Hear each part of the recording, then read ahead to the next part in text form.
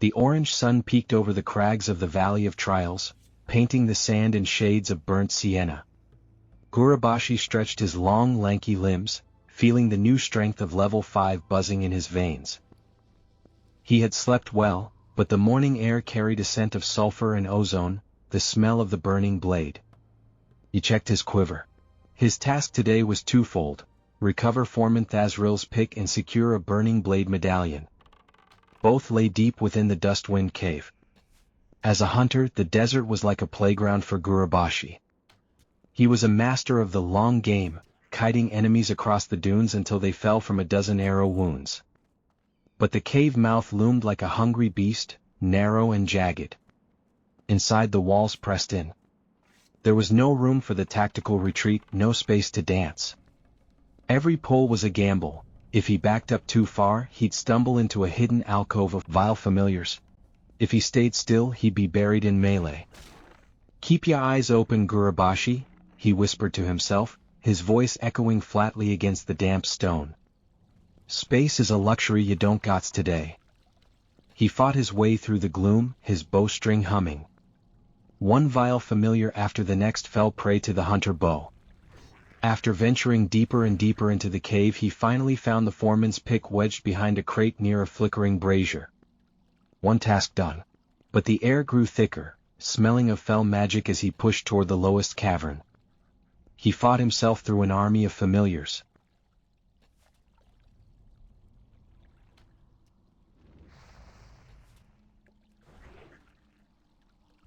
But there, bathed in a sickly violet glow, stood Yarrog Baneshadow. The battle was frantic. Yarrog came charging in towards the hunter. Gurubàshï was forced into a desperate rhythm: fire a shot, step back and fire again. His raptor strike missed, and the next blow missed Oswell. This is getting close. After 2 hits, the next hit got parried.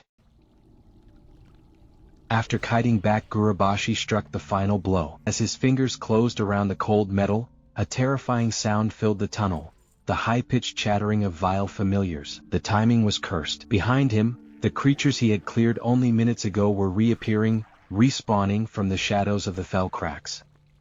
He was pinned. 1 imp, then 2, then 4. Fireballs began to hiss through the air. He managed to kill multiple before he started to feel overwhelmed. "I will not die today, not yet." He was a hunter, but he was also a troll. And trolls knew the ancient ways of the world. Knowing he couldn't fight his way back through the swarm in these tight quarters, Gurubàshï closed his eyes. He reached into the spiritual pocket of his mind, calling upon the innate troll magic tied to his very soul. The air began to ripple. With a rush of wind, the cave vanished. Gurubàshï blinked, the bright, dusty heat of the Valley of Trials rushing back to greet him. He stood near the campfire, safe and sound. He turned in the pick to a grateful Thazril and handed the medallion to the trainers, their nods of approval confirming his growth. He was ready now. The spirits whispered of a greater journey.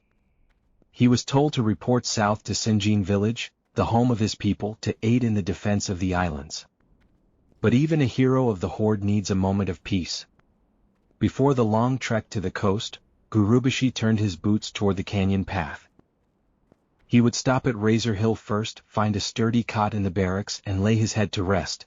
The desert was waiting, but for tonight, the hunt was over.